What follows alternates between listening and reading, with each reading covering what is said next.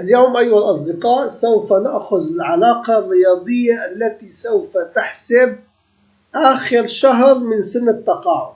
يعني لنفترض نحن لدينا الآن هذا الرقم تاريخ الميلاد عام 1960.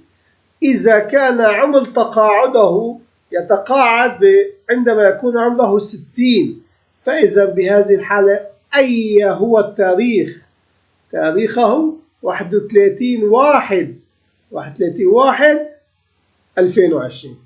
أي يجب أن يتقاعد حسب تسجيلي للفيديو خلال يومين أو ثلاثة.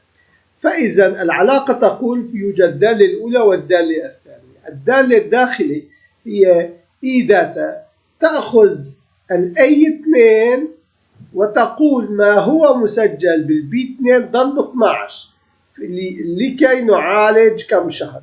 بهذه الحالة نحصل على رقم، وهذا الرقم يعالج على ما هو موجود بالأي 2، نحصل على آخر شهر من تاريخ التقاعد. علاقة رياضية سهلة تساعد المحاسبين الذين يعملون في